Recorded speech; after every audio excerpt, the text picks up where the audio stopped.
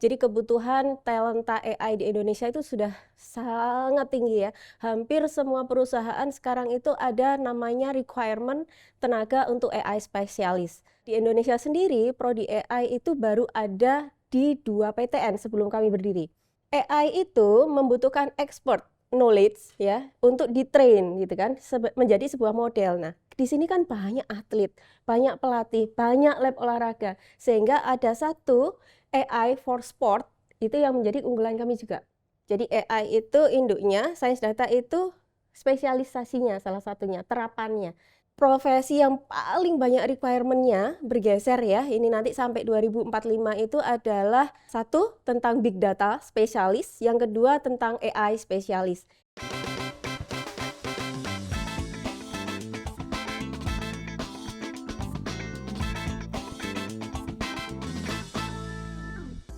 Kece Radio, your easy listening station. Halo Kece People, berjumpa lagi bersama saya Karna Abadi dalam Bincang UNESA. Masih di awal tahun 2025, UNESA rupanya kembali menghadirkan program studi baru untuk mendukung kebutuhan masyarakat yang tengah marak kali ini, yakni kecerdasan artificial atau AI. Spesial episode kali ini kita akan mengenal lebih jauh terkait program studi S1 Kecerdasan Artificial. Nah, kira-kira ada yang berbeda nggak dengan program studi serupa di instansi lain? Atau ada keunikan lain? Nah, kita akan kupas secara tuntas. Sudah hadir di samping saya narasumber hebat kita, yakni Dr. Elimatul Imah MKom selaku Koordinator Program Studi S1 Kecerdasan Artificial. Halo Ibu, apa kabar? Alhamdulillah baik Mas. Sehat Ibu? Sehat. Alhamdulillah. Kece People sudah penasaran nih, bagaimana dan seperti apa latar belakang tujuan utama dari program studi ini hadir di Universitas Negeri Surabaya. Monggo Ibu. Oke, jadi kenapa sih kita UNESA mendirikan prodi AI gitu ya? Nama resminya adalah S1 Kecerdasan Artifisial. Kita biasa menyingkatnya dengan SKA, Sarjana Kecerdasan Artifisial. Jadi prodi ini tuh berdirinya untuk menjawab tantangan ya. Sekarang kan sudah bukan hanya sekedar era digital, tapi AI gitu ya, sudah mengarah ke AI driven. Jadi kebutuhan talenta AI di Indonesia itu sudah sangat tinggi ya. Hampir semua perusahaan sekarang itu ada namanya requirement tenaga untuk AI spesialis. Nah, sayangnya kebutuhan yang tinggi ini tidak diimbangi dengan ketersediaan. Jadi kalau misalkan ngerekrut dari sejenis gitu ya, computer science atau informatika, tapi spesifik AI-nya ini masih kurang. Nah, di Indonesia sendiri prodi AI itu baru ada di 2 PTN sebelum kami berdiri. Jadi satu ada di ITS, Rekayasa Kecerdasan Artifisial, satunya di IPB, Kecerdasan Buatan, kemudian yang satu lagi di kita. Jadi baru 3. Pada saat prodi ini didirikan pun, itu kami sudah melakukan diskusi dengan para stakeholder. Salah satunya dengan Pusat Riset Kecerdasan Artifisial dan Keamanan Cyber BRIN, satunya lagi dengan Komdigi. Nah, kebetulan waktu itu Komdigi menyatakan bahwa kita memang memerlukan, sehingga beliau juga mengeluarkan surat resmi rekomendasi untuk didirikan prodi ini. Nah, kenapa sih kok berani UNESA gitu ya? UNESA kok mendirikan AI? Nah, kita mungkin mengenal AI itu hanya sekedar orang kenalnya sekarang ChatGPT gitu ya, dan kawan-kawannya terkait robot. Tapi sebenarnya AI sendiri itu histori awalnya UNESA itu sebelumnya sudah pernah akan mendirikan waktu itu. Namanya teknik kecerdasan artifisial, tapi pada saat itu nomenklatur yang diajukan itu ditolak dengan alasan karena AI itu science, bukan teknik. Nah, kemudian saat ini makanya kenapa kok diletakkan di MIPA juga, karena tadi ya menjawab tadi bahwa AI itu science, kita dirikan di MIPA, kebetulan memang banyak ahli AI di MIPA. Yang kedua, AI itu sebenarnya apa sih? Membuat sistem kan secerdas seperti manusia. UNESA itu kan LPTK. Jadi banyak ahli pendidikan di sini. Nah, justru itu tentang proses kognitif manusia berpikir, manusia belajar, itu tuh pakarnya ada di sini. Jadi sangat cocok kalau kita mengambil di situ. Nah, kalau nanti misalkan apa bedanya gitu ya? Apa bedanya sih AI di UNESA dengan dari lainnya gitu ya? Ya, boleh Ibu. Unggulannya deh. Iya. Jadi kalau misalkan di AI kita tadi ya, satu tentang cognitive science itu kan basic banget gitu ya. Ini juga bidangnya Bu Wamen sebenarnya ya. yang sekarang lagi in kan Prof Stella. Nah, itu sebenarnya ada di core kita. Salah satu keunggulan kita arahnya ke sana karena UNESA LPTK, pakar pendidikan banyak di sini. Kita justru serap di situ. Yang kedua gitu ya, UNESA itu ada 3 keunggulan. Selain pendidikan, pasti orang kalau tahu UNESA pasti pendidikan gitu. Makanya kami justru menjadikan ini sebagai salah satu kekhasan di prodi AI kita. Nah, yang 2 keunggulannya apa lagi, Mas? Apa nih kira-kira, Bu? Saya Olahraga. penasaran banget. Olahraga, terus seni budaya, budaya. disabilitas. Nah, justru itu, ini fasilitasnya sangat lengkap di kita. AI itu membutuhkan expert knowledge ya untuk di-train gitu kan menjadi sebuah model. Nah, di sini kan banyak atlet, banyak pelatih, banyak lab olahraga sehingga ada satu AI for sport itu yang menjadi unggulan kami juga. Komputer asistif itu AI for disabilities itu juga jadi keunggulan kami juga. Satu lagi AI untuk seni budaya. Nah, ini yang kekhasan kami. Kalau di ITS kan lebih ke game develop. Kalau yang IPB lebih ke sesuai namanya pertanian. Gitu. Jadi ini kekhasan kami ada di sini. Menarik banget Ibu. Nah, kemudian tadi ada science. Apa sih Ibu yang membedakan antara science data, kemudian sistem informasi, irisannya itu ada di mana Ibu? Oke. Jadi kalau dikaitkan dengan sains data, secara nomenklatur di SKKNI, sains data itu subspesialis dari AI. Jadi AI itu induknya, sains data itu spesialisasinya salah satunya, terapannya. Jadi kalau sains data itu belajar machine learning itu menggunakan machine learning, tapi kalau AI belajar machine learning adalah mengembangkan machine learning. Jadi ada perbedaannya di situ. Nah, kalau dengan SI ini agak lebih jauh lagi. Nah, SI dengan computer science saja udah beda nih. Apalagi dengan AI. Kalau AI itu kekerabatannya dekatnya lebih ke computer science sebenarnya sama informatik. Tapi kalau dengan sistem informasi itu lebih ke manajemen sebenarnya.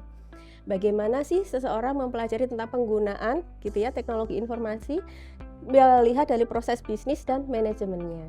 Gitu. Baik Ibu. Nah, ngomong-ngomong program studi baru, kira-kira apakah sudah terakreditasi Ibu? Ya, ini yang sering saya baca juga nih di Instagramnya Unesa Official atau di mana-mana selalu bertanya, sudah terakreditasi belum gitu? Alhamdulillah sudah terakreditasi gitu ya. Tapi terakreditasinya ini terakreditasi awal nih. Ya, setiap prodi yang berdiri sudah terakreditasi, SK-nya barusan saja terbit yang secara resmi dari Lam Infocom. Wow. Gitu ya. Baru beberapa detik yang lalu nih dikirimi sama Lam Infocom. Jadi cakupan di prodi AI ini ada di Lam Infocom. Nah, sudah ada nih Kece People. Iya. Dan ngomong-ngomong sudah ada, apakah jalur penerimaannya sudah mulai berjalan Ibu? Dan kuotanya berapa sih Ibu? Oke. Ya, alhamdulillah untuk tahun ini kuota total kami adalah 90. Kami sudah membuka mulai jalur pertama SNBP kemarin. Nah, SNBP kemarin kami menerima 27 nih. Nah, alhamdulillah 27 itu sudah terterima hanya dari yang pilihan pertama saja gitu itu.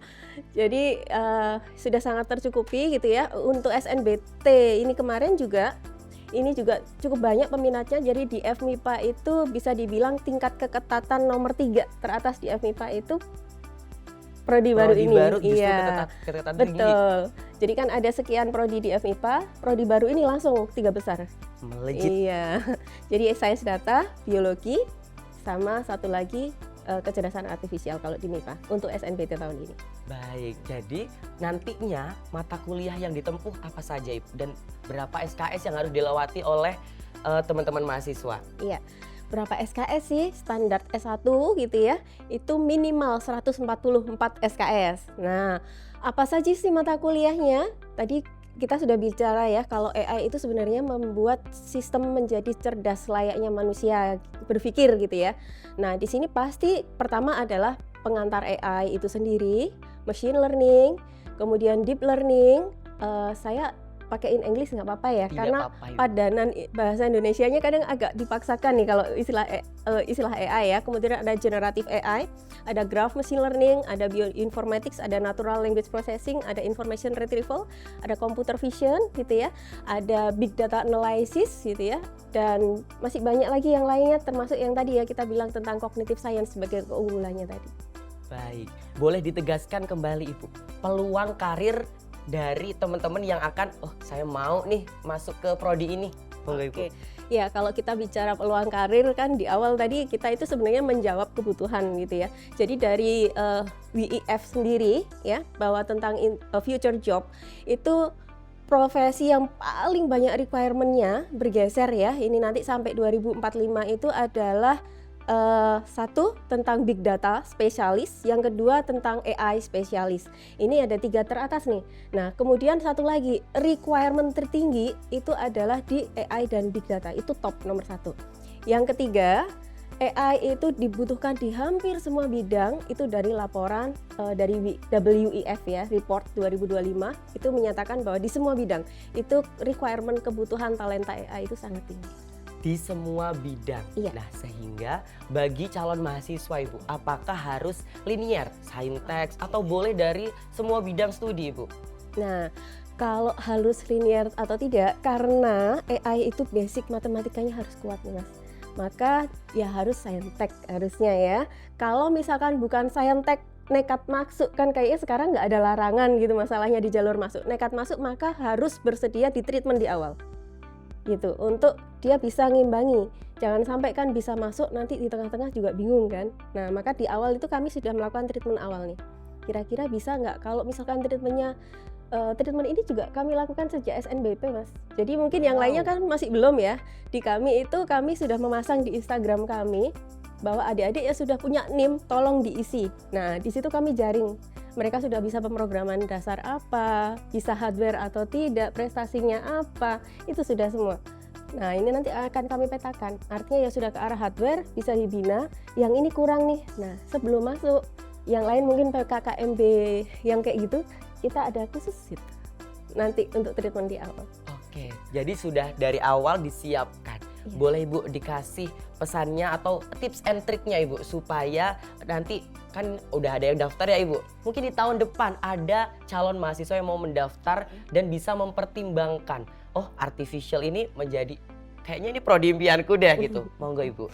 Ya, jadi untuk adik-adik nih yang mungkin tahun depan pengen masuk di prodi SKA UNESA atau Sarjana Kecerdasan Artifisial UNESA, bisa disiapkan dari sekarang gitu ya prestasinya, bahwa AI itu kan sudah spesifik banget gitu requirement-nya. Matematikanya disiapkan, fisika disiapkan, kalau nggak bisa ngoding nggak apa-apa deh nanti kita latih gitu ya. Yang penting suka, tertarik gitu ya, dan mau belajar itu yang paling penting. Kalau misalkan ditanya kalau saya dari biologi gimana? Di AI sendiri itu ada basicnya tentang evolutionary computing Mas. Nah itu juga membutuhkan knowledge tentang Biologi. iya, nggak apa-apa. Pokoknya selama mau belajar tadi ya, intinya di situ tadi. Cuma kalau misalkan IPS, ya kalau tertarik coding, selama mau di treatment di awal gitu ya. Tapi tetap usahakan matematikanya, bahasa Inggrisnya gitu ya, sama fisikanya itu diperkuat.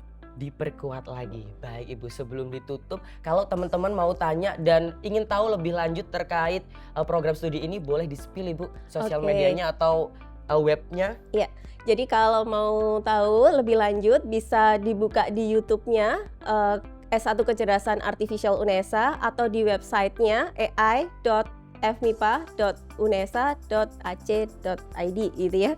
Atau bisa juga lewat Instagram ai.unesa_official. Baik, terima kasih banyak Ibu. Nah, sebelum kita tutup, kita jargon terlebih dahulu Ibu supaya lebih semangat. AI Jelajahi AI, wujudkan inovasi dunia. UNESA, satu langkah di depan. Baik, terima kasih banyak Ibu. Sama-sama. Terima kasih Kece People telah memantau video ini sampai akhir. Nah, kira-kira penasaran lebih lanjut, boleh nih tadi dikepoin Instastory-nya, Instagram-nya, sosial medianya, dan semuanya. Dan untuk Kece People jangan lupa untuk subscribe ya, dan saksikan untuk video-video selanjutnya. Sampai bertemu di episode berikutnya. Bye!